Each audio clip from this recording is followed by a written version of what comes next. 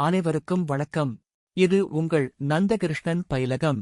இன்று ஜூன் 21, 2026க்கான முக்கியமான நடப்பு நிகழ்வுகளை பார்க்கப் போகிறோம். தேர்வுகளுக்கு முக்கியமான தகவல்கள், சமீபத்திய அறிவிப்புகள் மற்றும் முக்கிய நிகழ்வுகளை எளிமையாகவும் தெளிவாகவும் இந்த வீடியோவில் அறிந்து கொள்ளலாம். முதலாவதாக நாம் பார்க்கப் போவது புதிய பசுமை ஆற்றல் மண்டலங்கள். தமிழ்நாட்டின் பசுமை ஆற்றல் வளர்ச்சியில் ஒரு முக்கிய முன்னேற்றமாக தமிழ்நாடு பசுமை ஆற்றல் கழகம் மாநிலத்தில் 5 புதிய பசுமை ஆற்றல் மண்டலங்களை உருவாக்கியுள்ளது. இந்த மண்டலங்கள் சென்னை, திருச்சிராப்பள்ளி, மதுரை, கோயம்புத்தூர் மற்றும் திருநெல்வேலி ஆகிய பகுதிகளில் அமைக்கப்பட்டுள்ளன. காற்றாலை, சூரிய சக்தி மற்றும் மின்சார சேமிப்பு திட்டங்களை ஒருங்கிணைத்து விரைவாக செயல்படுத்துவதே இதன் முக்கிய நோக்கம். மேலும் திட்டங்களுக்கு ஒற்றைச்சாளர அனுமதி வழங்கப்படுவதால் முதலீடுகள் மற்றும் திட்ட அனுமதிகள் எளிதாகும். பழைய காற்றாலை திட்டங்களை மேம்படுத்துவது, புதிய சூரிய சக்தி திட்டங்கள், மிதக்கும் சூரிய சக்தி திட்டங்கள் மற்றும் பேட்டரி எனர்ஜி ஸ்டோரேஜ் சிஸ்டம் போன்ற திட்டங்களுக்கும் இந்த மண்டலங்கள் ஆதரவாக செயல்படும். தமிழ்நாட்டை இந்தியாவின் முன்னணி பசுமை ஆற்றல் மாநிலமாக மாற்றும் நோக்கில் இந்த முயற்சி முக்கியமான படியாக கருதப்படுகிறது. அடுத்து தமிழ்நாடு பசுமை ஆற்றல் கழகம். இது 2024ஆம் ஆண்டு தமிழ்நாட்டில் பசுமை ஆற்றல் வளர்ச்சியை ஒருங்கிணைக்கும் நோக்கில் உருவாக்கப்பட்டது. இது டென்ட்கோவின் புதுப்பிக்கத்தக்க ஆற்றல் பிரிவு மற்றும் டெடா ஆகியவற்றை ஒருங்கிணைத்து செயல்படும் சிறப்பு நிறுவனம். காற்றாலை, சூரிய சக்தி, நீர்மின் மற்றும் பேட்டரி எனர்ஜி ஸ்டோரேஜ் சிஸ்டம் போன்ற பசுமை ஆற்றல் திட்டங்களை விரைவாக செயல்படுத்துவதே இதன் முக்கிய நோக்கம். மேலும் பசுமை ஆற்றல் திட்டங்களுக்கு ஒற்றைச்சாளர அனுமதி முறை, முதலீட்டு ஊக்குவிப்பு மற்றும் திட்ட ஒருங்கிணைப்பு போன்ற பணிகளையும் மேற்கொள்கிறது. WT மருத் wind turbine management of resources for unified tracking இந்தியாவின் காற்றாலை ஆற்றல் துறையில் ஒரு முக்கிய முன்னேற்றமாக அறிமுகப்படுத்தப்பட்டுள்ளது.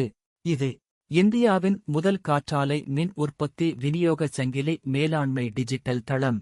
இதை Ministry of New and Renewable Energy உலகளாவிய காற்று தின மாநாட்டில் அறிமுகப்படுத்தியது. இந்த தளம் காற்றாலை உற்பத்தியாளர்கள், உதிரிபாக வழங்குநர்கள், திட்ட மேம்பாட்டாளர்கள் மற்றும் முதலீட்டாளர்களை ஒரே இடத்தில் இணைக்கிறது. இதன் முக்கிய நோக்கம் காற்றாலை உதிரிபாகங்களின் விநியோகச் சங்கிலியை வலுப்படுத்துவது, மேக் இன் இண்டியா உற்பத்தியை ஊக்குவிப்பது, காற்றாலை திட்டங்களின் செயல்திறனை மேம்படுத்துவது, மேலும் உதிரிபாகங்கள் கிடைப்பதை எளிதாக்கி இந்தியாவை உலகளாவிய காற்றாலை உற்பத்தி மையமாக மாற்றவும் இந்த தளம் உதவும். பசுமை ஆற்றல் வளர்ச்சியை நோக்கி இந்தியா எடுத்து வைத்துள்ள முக்கியமான டிஜிட்டல் முயற்சிகளில் ஒன்றாக WT மருத் கருதப்படுகிறது.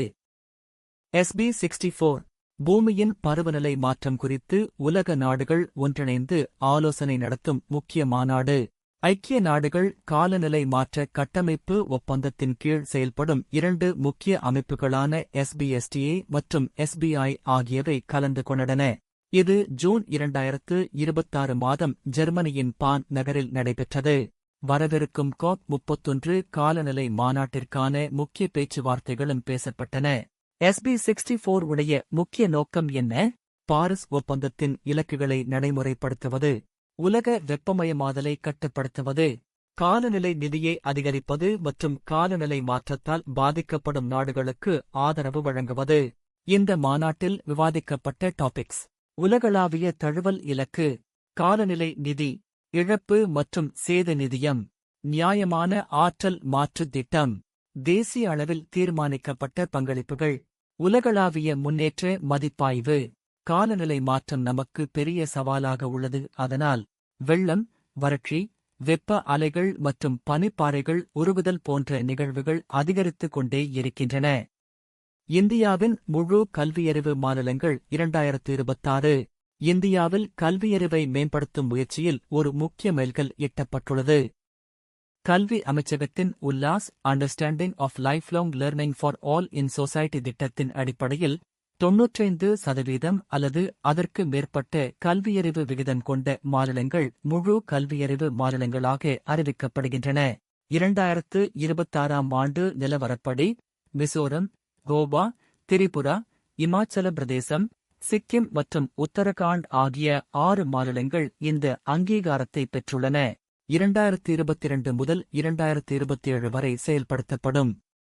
இத்திட்டம் 15 வயதுக்கு மேற்பட்ட கல்வியறிவு இல்லாதவர்களுக்கு கல்வி வழங்குவதை நோக்கமாக கொண்டுள்ளது. அடிப்படை கல்வியறிவு, வாழ்க்கை திறன்கள், அடிப்படை கல்வி, தொழில்திறன் பயிற்சி மற்றும் தொடர்ச்சியான கல்வி ஆகிய 5 முக்கிய கூறுகளை உள்ளடக்கிய இந்த திட்டம் 2030க்குள் இந்தியாவை முழு கல்வியறிவு நாடாக மாற்றும் இலக்குடன் செயல்படுகிறது. உலக யோகா தினம் ஒவ்வொரு ஆண்டும் ஜூன் 21 அன்று உலகம் முழுவதும் கொண்டாடப்படுகிறது. 2014ஆம் ஆண்டு ஐக்கிய நாடுகள் சபையால் அங்கீகரிக்கப்பட்ட இந்த நாள் யோகாவின் முக்கியத்துவத்தை உலகிற்கு எடுத்துரைக்கிறது. 2026ஆம் ஆண்டின் கருப்பொருள் யோகா ஃபார் ஹெல்தி ஏஜிங், அதாவது ஆரோக்கியமான முதுமைக்கான யோகா. உலக சுகாதார அமைப்பும் இந்தியாவின் ஆயுஷ் அமைச்சகமும் இணைந்து உருவாக்கிய WHO யோகா செயலி யோகாவை எளிமையாக கற்றுக்கொள்ள வழிகாட்டுகிறது.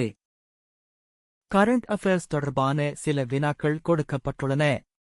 அதற்கான விடைகளை கமெண்ட் இல் பதிவு செய்க. தொடர்ந்து டிஎன்பிஎஸ்சி மற்றும் போட்டித் தேர்வு தொடர்பான பயனுள்ள தகவல்களை பெற நந்தகிருஷ்ணன் பயிலகம் சேனலை சப்ஸ்கிரைப் செய்யுங்கள். அடுத்த வகுப்பில் மீண்டும் சந்திப்போம். நன்றி, வணக்கம்.